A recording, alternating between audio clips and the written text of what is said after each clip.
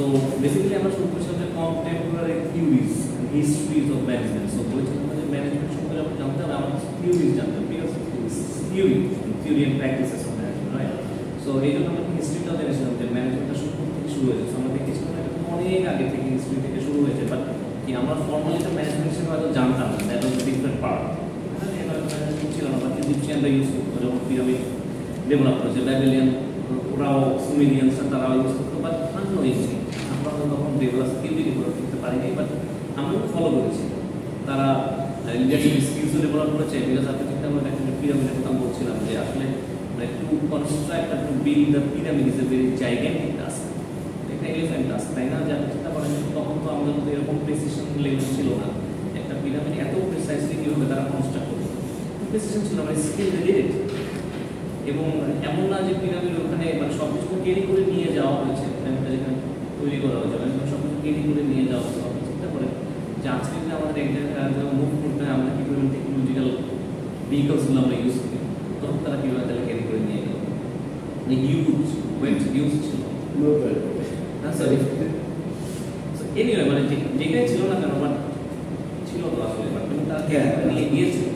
So তারা management মানে knowingly and আনকনশিয়াসলি follow করে ফেলেছে, রাইট? আচ্ছা, সো সেখান থেকে আমরা শুরু করছিলাম যে আমরা যদি দেখা শুরু করতে আমরা মানে ম্যানেজমেন্টকে থিওরিগুলো যদি বলি আর কি, তো আমরা তিনটা টোটাল ব্রড ক্যাটাগরিতে আমরা ডিফারেন্সিয়েট করতে পেরেছিলাম, তাই না? যে ফার্স্ট একটা ছিল সায়েন্টিফিক ম্যানেজমেন্ট।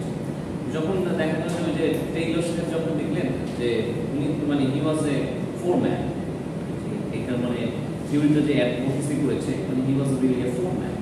সো এই টেইলর সুইফট দেখেছিলেন যখন ফোরম্যান ছিল তখন কিন্তু না লেবারদের মানে they want even treated as a human being, তাদের কোনো হিউম্যান বিইং হিসেবে ট্রিট করা হতো না লেবারদেরকে ওই সময় আর কি। তো তখন থেকে হচ্ছে মানে হি ট্রাই টু আইডেন্টিফাই যে তাদেরকে হিউম্যান হিসেবে ট্রিট করা হতো না, কোনো কাজও হতো না, কোনো প্রোডাক্টিভিটি ছিল না, because there was no incentive for them. উনি কী করেছেন, উনি আইডেন্টিফাই করার ট্রাই করেছেন যে না লেবারকে মোটিভেট করতে হবে, তাদেরকে একটা টার্গেট দিতে হবে। সো ওইভাবে তাদের একটা ট্রেন প্রোগ্রামের আওতায় আমাদের সো দ্যাট আমি তার এমপ্লয়ি মানে প্রোডাক্টিভিটিটা যাতে ইনক্রিজ করতে পারি। বিকজ আপনি যখনই ওকে ইনসেন্টিভ দেবেন চোখে তোমাকে আজকে দিয়ে দিলাম তো তুমি আজকে 500 পরিমাণ প্রডিউস করবে, ওটা তোমার প্রডিউস করতে হবে, 560 প্রডিউস করতে হবে, তখন একটা টার্গেট থাকে। কেন? বিকজ আপনি তো বলে দিলেন যে 560 যখন মানে you will produce will get a মানে গেট অ্যান ইনসেন্টিভ, যে আপনাকে এডিশনাল একটা বেনিফিট দেবে, then you will start work. Because কেন সব বিষয়টাই দেখুন আপনি কাজ করেন কি মোটিভেশন অ্যাপ্রিসিয়েশন। আপনি একটা কাজ করলেন আজকে, আপনি অফিসে আপনার সবাই যেহেতু মানে আমরা ওয়ার্ক লাইফে আছে দেখবেন যে আমরা অনেক কাজ করি, সারাদিনে আমরা অনেক কাজ করি।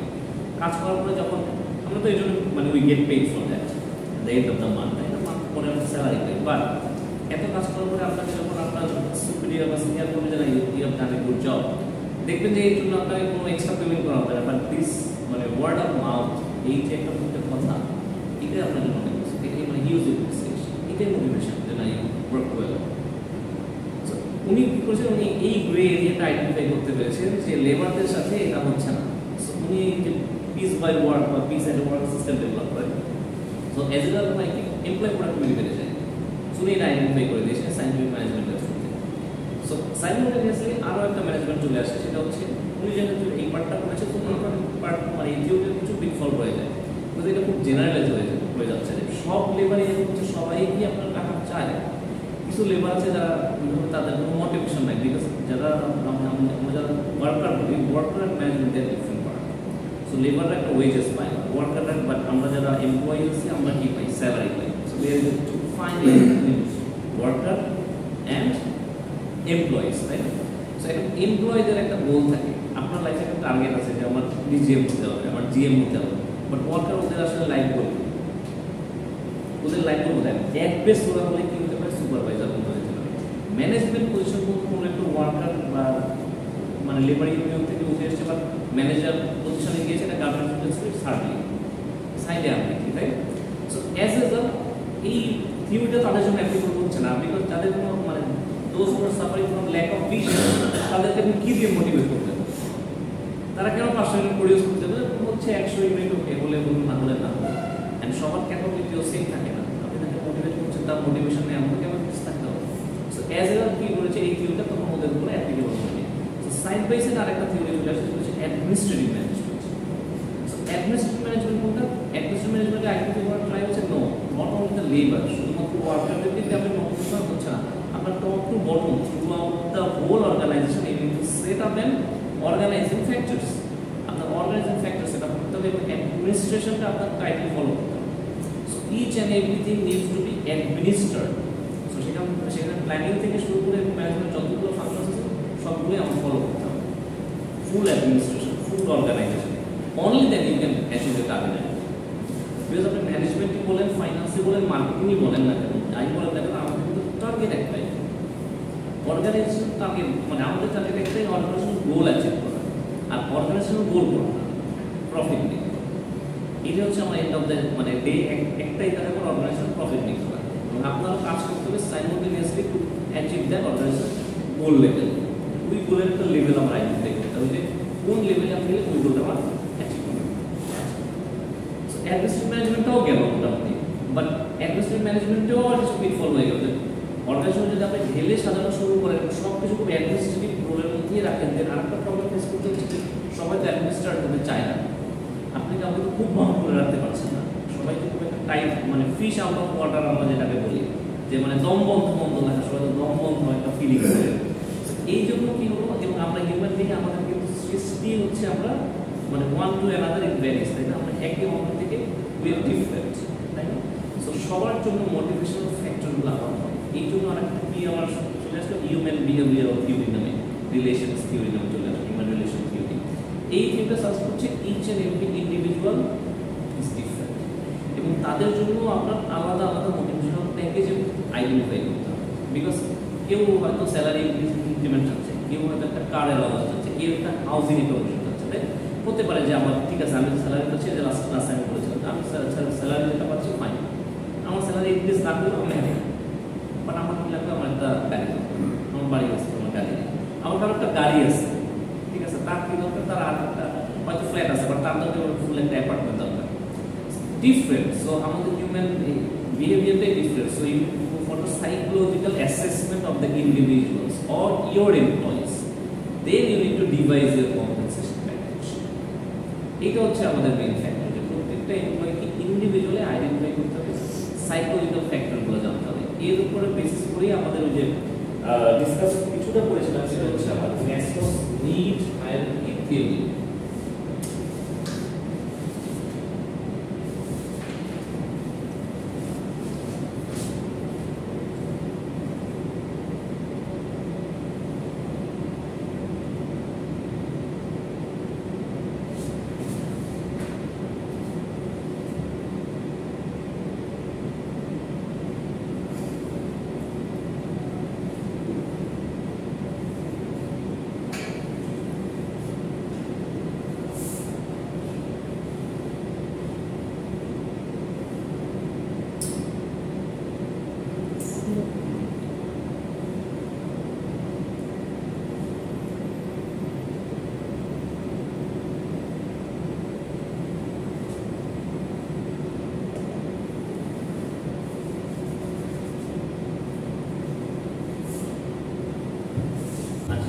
Let me explain.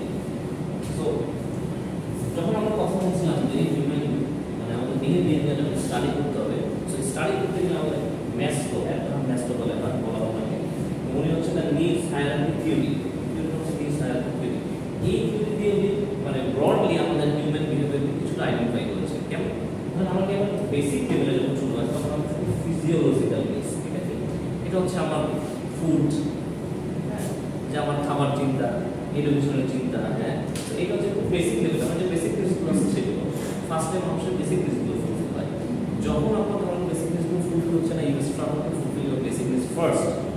বাট যখন আমার বেসিক নিডস মানে ফুলফিল হয়ে যাচ্ছে, তখন আপনি কি চাচ্ছেন, ধরেন আপনার এখন মানে জাস্ট আপনি এন্ট্রি লেভেলে জয়েন করলেন একটা কোম্পানিতে, তখন আপনার মানে মেইন পারপাসটা কেমন, প্রমোশন পিরিয়ডটা পাস করতে হবে। কিন্তু আপনি যখন কোনো একটা কোম্পানি জয়েন করবেন, আপনার প্রমোশন পিরিয়ড দেবে, because you are not a confirmed employee yet. So you are not entitled to get all the benefits the company provides অন্যান্য এমপ্লয়ি, তাই না? সো আপনি যখন ফিজিওলজিক্যাল নিডস হচ্ছে সেটা থেকে আপনি প্রফেশন পেতে আসেন, এখন আপনার প্রফেশন শেষ হয়ে গেল, তখন আপনার নিডস কমবে, তখন আপনার ইচ্ছা হবে কি, আপনার একটা কনফার্ম এমপ্লয়ি হিসেবে আপনি বোনাস পাবেন, পিএফ পাবেন, মানে প্রভিডেন্ট ফান্ড পাবেন, গ্র্যাচুইটি পাবেন, যত ফেস্টিভ্যাল বোনাস পাবেন, তাই না? সো ওইটা ব্রডলি বলা যায় আমার সেফটি নিডসের মধ্যে। দেন আমাদের পার্সোনাল লাইফ থেকে চিন্তা করতে হবে সোশ্যাল নিডসগুলো কি, পার্সোনাল লাইফ থেকে মানে বিলঙ্গিংনেস, মানুষের সাথে ফ্রেন্ডলিনেস, তাই না, মানে ফ্রেন্ডলি হয়ে যাওয়া, ফ্রেন্ডলি এনভায়রনমেন্টে যাওয়া। আর যে আপনি অর্গানাইজেশন সেটআপের কথা বলেন তখন কলিগস, যে কলিগদের সাথে একটা ভালো ব্যবহার, মানে অনেক আপনার কন্ট্রাক্ট তৈরি করেন, নেটওয়ার্ক তৈরি করেন বিভিন্ন মানুষের সাথে।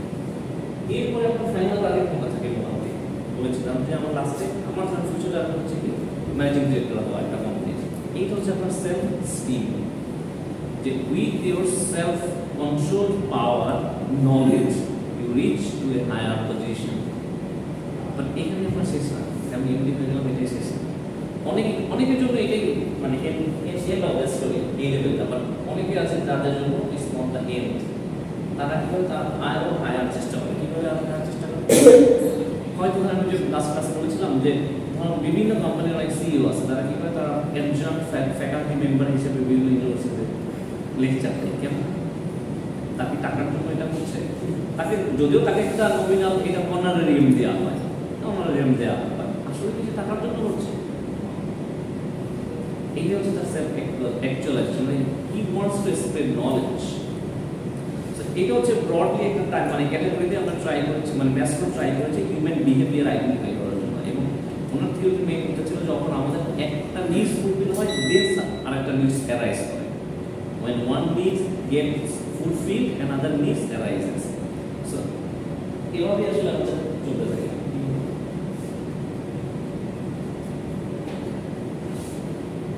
আচ্ছা, সো এর কথা বলেছিলাম দেখেন।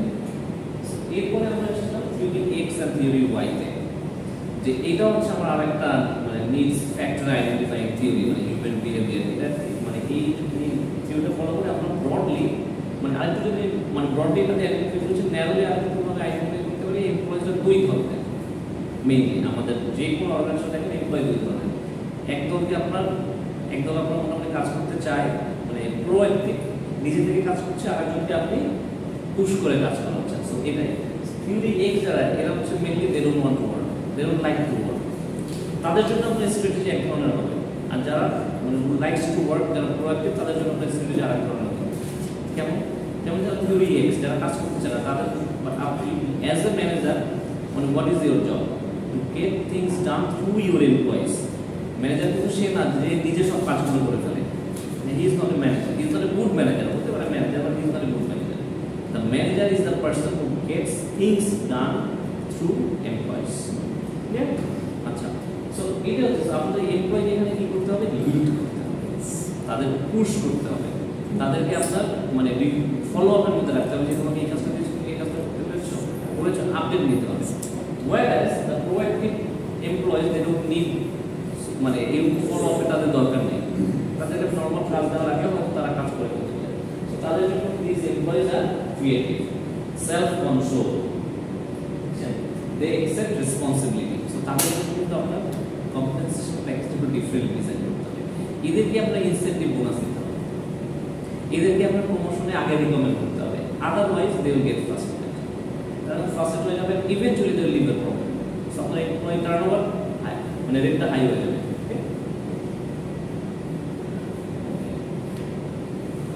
আমরা মোটামুটি ব্রডলি তিনটা ক্যাটাগরি দেখলাম না, মোটামুটি তিনটা। একটা দেখলাম সাইন্টিফিক ম্যানেজমেন্ট, যেটা টেইলর বলেছেন যে এমপ্লয়িদেরকে টার্গেট সেট আপ করতে হবে, লেবারদেরকে, ওয়ার্কারদেরকে, এবং তারা অনুযায়ী অ্যাচিভ করবে। হ্যাঁ, সেকেন্ডলি দেখলাম কোনটা আমরা অ্যাডমিনিস্ট্রেটিভ ম্যানেজমেন্ট, টোটালি অর্গানাইজেশন আমরা ডিল সাজাতে হবে, এই টুলের আমার ম্যানেজমেন্ট প্র্যাকটিস ফলো করতে হবে। থার্ড কি দেখলাম যে নাই, হিউম্যানরা আসলে ডিফারেন্ট, ওদের এক একজনের জন্য এক একটা থিওরি অ্যাপ্লিকেবল হয়, তাদের এক একজনকে এক এক ধরনের মোটিভেট করতে হবে।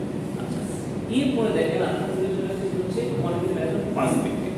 এখানে আমার দুইটা কথা বলা যায়, একটা ম্যানেজমেন্ট সায়েন্স আর হচ্ছে কোয়ান্টিটি ম্যানেজমেন্ট।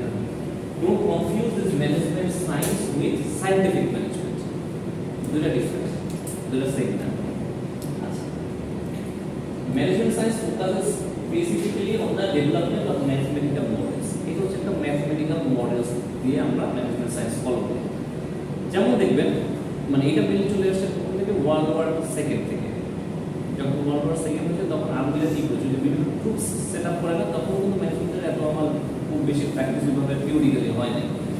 সো ওরা তখন কি করেছে, আর্মি যারা ট্রুপস মানে ওয়ার্ল্ড ওয়ার সেকেন্ড থেকে করেছিল রিসোর্সগুলো বিভিন্ন জায়গায় অ্যালোকেট করেছে, মানে কতগুলো ডিপ্লয় করবে ওখানে, কতজন মানে সোলজার থাকবে, কে লিড দিবে, কোথায় লিড দিবে, কোন এরিয়াগুলো আমার ওয়ার্ডস, কোনগুলো আমার স্ট্রেংথ, কোনগুলো উইকনেস।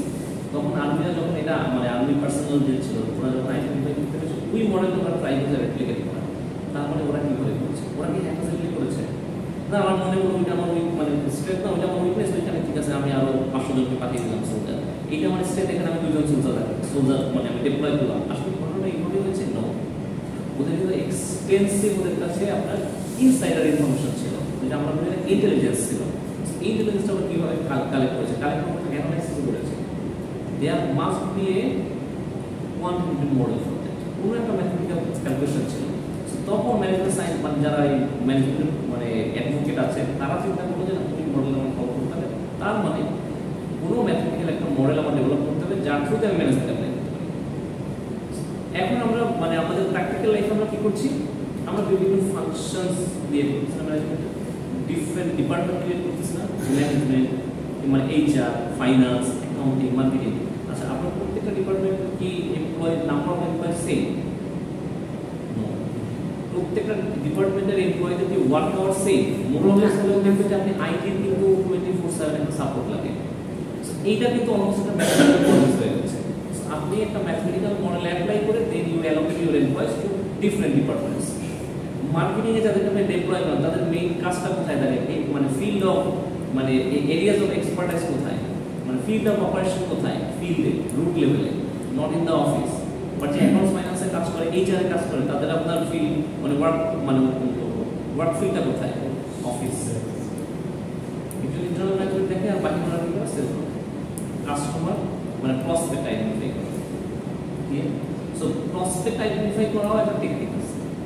সো সব কাস্টমার মানে প্রসপেক্টটা কাস্টমার ডিফারেন্ট জানে যে what is the difference between a customer and what is the difference between a prospect, মানে what is prospect and what is customer. কাস্টমারকে who has already weighed your product or services, যে already আপনার product purchase করেছে অথবা আপনার service নিয়েছে। But those who haven't yet or want to have your service, তাদের বলা হয় প্রসপেক্ট। এটা হচ্ছে পোটেনশিয়াল কাস্টমার।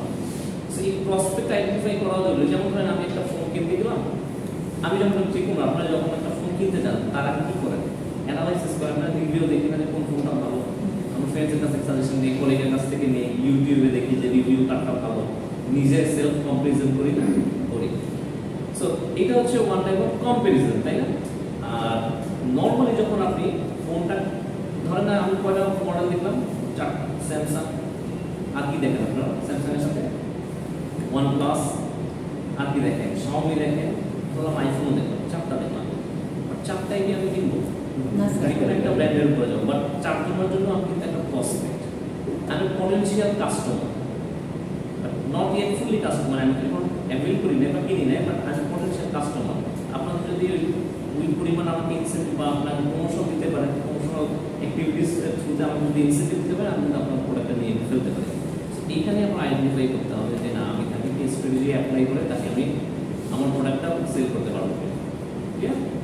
সো ওইটা হচ্ছে ম্যাথমেটিক্যাল মডেল ডেভেলপ করা, যে আমি কতটুকু মানুষ কোথায় ডিপ্লয় করবো, কতটুকু এমপ্লয় কোন ডিপার্টমেন্টে দিচ্ছি।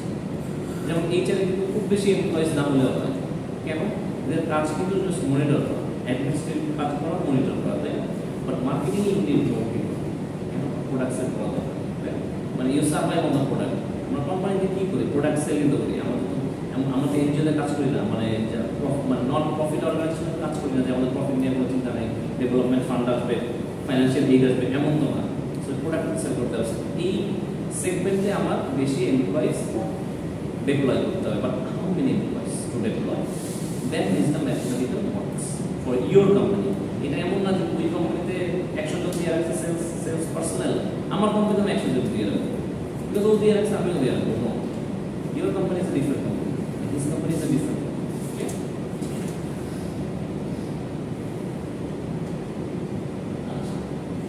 সিস্টেম পার্সপেক্টিভ, আরেকটা আছে সিস্টেম পার্সপেক্টিভ। সিস্টেম পার্সপেক্টিভ আপনি ইনপুট দিচ্ছেন, টোটাল 4টা স্টেপ থাকে সিস্টেম পার্সপেক্টিভে। একটা হচ্ছে আপনার input, transformation process, output.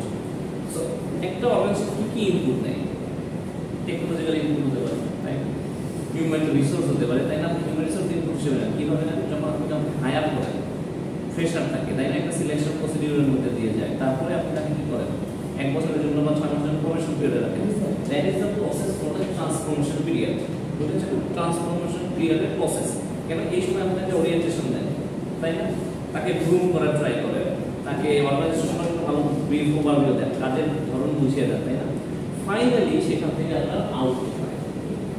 Maybe he is a very good employee, মানে এক্স টাইপ অফ এমপ্লয়ি হয়, অথবা ওয়াই টাইপ অফ এমপ্লয়ি হয়। সো যদি ওয়াই টাইপ অফ এমপ্লয়ি হয় then is better for a company, good. যদি X হয় okay আগে আপনার আলাদা করে রাখতে হবে, এবং যখন কোনো পিরিয়ড থাকে সেটা কিন্তু ফুল কন্ট্রাক্ট থাকে না, যে না you are going to be confirm, you must be confirm, এরকম কোনো কিছু থাকে না। আমাদের কিন্তু একটা মোটামুটি বেসিস থাকে যে আমি তাকে কনফার্ম না করলেও করতে পারি, that's up to me. But যখন আপনি সে কনফার্ম হয়ে যায় তাকে কিন্তু ফায়ার করতে হলে আপনার আরও অনেক বেশি গ্রাউন্ড লাগে। বাট প্রবেশন পিরিয়ডে কিন্তু এত গ্রাউন্ডের দরকার হয় না, আপনি জাস্ট কনফার্ম তাকে না করলেই হবে। সো তখন আপনি ডিসাইড করতে পারেন যে যেহেতু ভালো হলো না, তার পারফরমেন্স যেহেতু ভালো না, পারফরমেন্স রিজার্ভ করলেন। যদি ভালো না হয় মানে ওই পর্যায়ে থেকে প্রবেশন পিরিয়ড থেকেই তার জব লাইফের মানে কেরিয়ারে শেষ হয়ে যেতে পারে। সো ফাইনালি হচ্ছে আরেকটা হচ্ছে ফিডব্যাক, যে এই পুরো প্রসেসের মধ্যে আপনি একটা ফিডব্যাক দেবেন। কেন ফিডব্যাকটা কিন্তু প্রতিটা স্টেপ থেকে যাবে, ট্রান্সফর্ম মানে ফিক্স থেকেও যাবে, আউটপুট থেকেও যাবে। মানে ফিডব্যাকটা কি, এই যে আপনি এমপ্লয়িকে ওরিয়েন্টেশন দিচ্ছেন, তাকে কাজ শেখাচ্ছেন, সে আসলে বুঝতে পারছে কিনা। সে যদি কিছু না বলে আপনাকে আমি কাজ বুঝছি বা বুঝি না, আপনি কিভাবে বলবেন যে সে আসলে বুঝলো কি বুঝলো না? হতে পারে যে আপনি কিন্তু তাকে বোঝাচ্ছেন, একটা সফটওয়্যারের কথা যদি বলি, নর্মাল কাজ ধরেন ঠিক আছে, পেপার ওয়ার্ক ইজি, মানে সফটওয়্যার রিলেটেড কাজ হয়, যেমন ব্যাংকে এক্সটেন্সিভ সফটওয়্যার রিলেটেড কাজ হয়। ব্যাংকে মোটামুটি ট্রানজ্যাকশন ফেস ফুল অটোমেটেড, যে আপনার আগে যেমন আমরা অনেক কিছু পেপার ওয়ার্ক করতাম, ব্যাংকে এখন পেপার ওয়ার্ক দরকার হয় না। জাস্ট আপনি আসছেন, আপনাকে লোন পূজা প্লেস করো, তাই কিন্তু জাস্ট ইংলিশের মধ্যে 20 টাকা চলে যাচ্ছে, জাস্ট ওয়ান ক্লিক।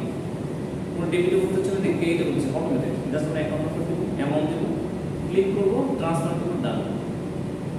এইটা তো শেখাতে হবে, বিকজ ভুল হওয়ার সম্ভাবনা থাকে, এক একটা টাকা আরেক একটা চলে যাবে। এই জন্য মানুষ মাঝে মাঝে নিউজ দেখবেন যে হঠাৎ করে বিকেলবেলা থেকে 35 কোটি টাকা অ্যাকাউন্টে চলে আসছে, হঠাৎ করে 35 কোটি চলে আসছে, পরবর্তীতে দেখে যে টাকা নেই, এক মিনিটের জন্য 10 মিনিটের 25 কোটি টাকার মালিক হয়ে গেল। নিউজে দেখবেন হাইলাইট করে লেখে এরা যে 10 মিনিটের জন্য 35 কোটি টাকার মালিক। এই যে ভুলে কারণে টাকা চলে গিয়েছে, ঠিক আছে? এইটা তো তাকে ট্রেন আপ করতে হবে। সে যদি আপনাকে না বুঝতে পারে, ফিডব্যাক না দেয়, আপনি কিভাবে বুঝবেন যে সে আসলে বুঝলো কিনা? He really gets it or not? How will you understand? Through this feedback process. আচ্ছা, এখন দেখেন এখানে কিছু কনসেপ্ট আছে। একটা হচ্ছে দেখেন সিনার্জি, দুইটা আপনাদের মনে পড়েছিলাম, ক্যানিবালিজম এবং সিনার্জি পড়েছিলাম। ক্যানিবালিজম, সিনার্জি হচ্ছে সেম ব্যাপার। সিনার্জি মানে হচ্ছে যে যদি কেউ, আমরা যদি এমপ্লয়ি হিসেবে যদি বলি যে টিম ওয়ার্কটাকে যদি করি, একটা সিনার্জি বলা যায়। আমি ইন্ডিভিজুয়ালি যে কাজ করবো, টিম ওয়ার্ক যদি করি, আমার কাজের আউটপুট লেভেল বেড়ে যাবে।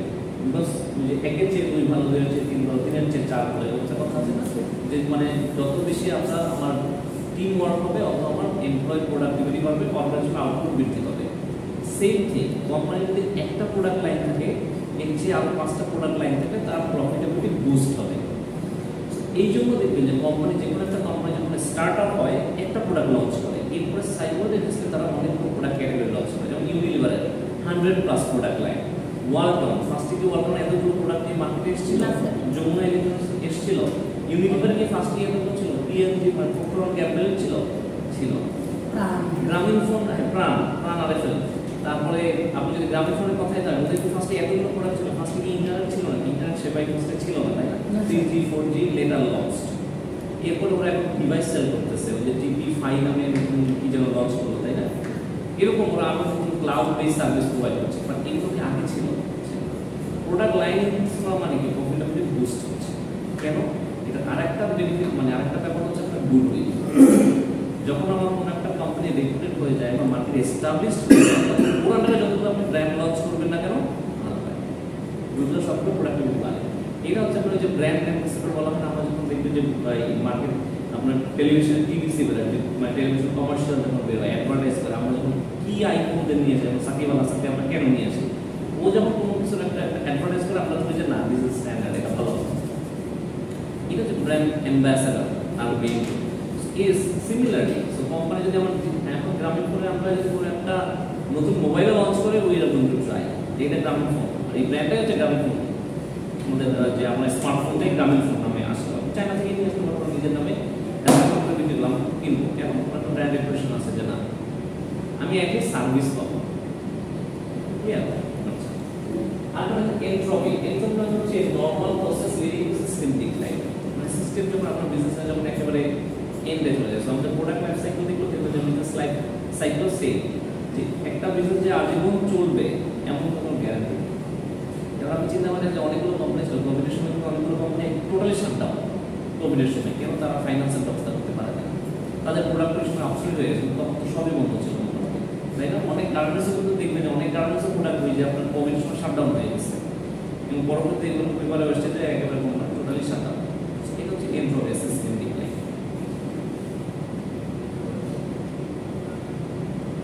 This is the summary. আমরা দেখলাম এরপর দেখেন এখন এটা হচ্ছে একটা এমার্জিং কনসেপ্ট, অপারেশনস ম্যানেজমেন্ট। এখন দেখবেন সব জায়গায় একটা এমার্জিং কনসেপ্ট হচ্ছে অপারেশনস ম্যানেজমেন্ট, আর একটা হচ্ছে supply chain management. Supply chain আর operations management side by side খুবই পপুলার, তাই এই জন্য আমরা মেজর অফার করি সাপ্লাই চেইন ম্যানেজমেন্ট। আর অপারেশনস ম্যানেজমেন্ট এটা হচ্ছে প্রোডাকশন টেকনিক নিয়ে কনসার্ন। দেখেন, techniques are generally concerned with helping the organization produce products or services more efficiently. এটা কি হবে, আগে আমরা কিভাবে প্রডিউস করতাম, ম্যানুয়ালি প্রডিউস করতাম, তাই না? এখন কি সব সিস্টেমের থ্রুতে প্রডিউস হয়। ব্যাংকের কথায় যদি আপনি ধরেন, আগে কিভাবে সার্ভিস আমরা প্রোভাইড করতাম, ক্যাশে মোটামুটি দেখে গুনে সব কিছু চেক আইডেন্টিফাই করে তারপরে আমরা লিখে তারপরে গুনে দিতাম। এখন কি আপনার ক্যাশ মেশিন আছে, মেশিনে নোট কাউন্ট করে দিচ্ছে।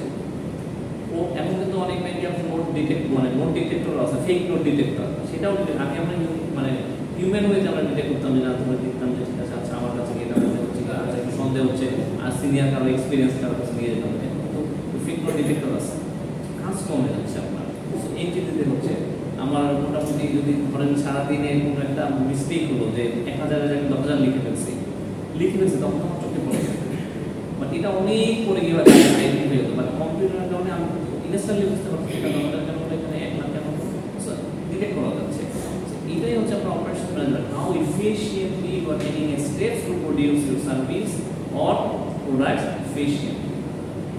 আগে যে কাজটা করতে হয় আমার, এখন আগে আমার যদি 100 এমপ্লয়ি থাকতো, 100 ওয়ার্কার থাকতো, আমার ধরেন 1000 শার্ট প্রডিউস হতো, but with the help of machineries এখন ধরেন 1 লাখ শার্ট প্রডিউস হয়, যেটা আমার হিউম্যান ওয়েতে পসিবল ছিল না। এটা হচ্ছে অপারেশন ম্যানেজমেন্ট। এখন আরেকটা ব্যাপার আছে যে আপনি মেশিন ইউজ করছেন, ফাইন, কতক্ষণ ইউজ করতে পারবেন, বহুত একটা লাইফ আছে। সো আপনি 24/7 ইউজ করতে পারবেন না, ঠিক আছে আমাদের ধরেন 1 লাখ প্রডিউস হচ্ছে, ওকে আমি সারাদিন আমার 8 ঘন্টা যদি আমি মেশিন ইউজ করি 1000 প্রডিউস হচ্ছে, বা 1 লাখ প্রডিউস হচ্ছে, ওকে ফাইন, আমি 24/7 ডবল প্রডিউস হবে, ট্রিপল প্রডিউস হবে, আপনি ক্যালকুলেট করতে পারবেন না। দ্য মেশিন নিডস রেস্ট, ওইটার আপনার শিডিউল রিপেয়ার ওয়ার্ক আছে, ফলো আপ চলতে থাকে, তাই না? সো এইগুলো সব আন্ডার দ্য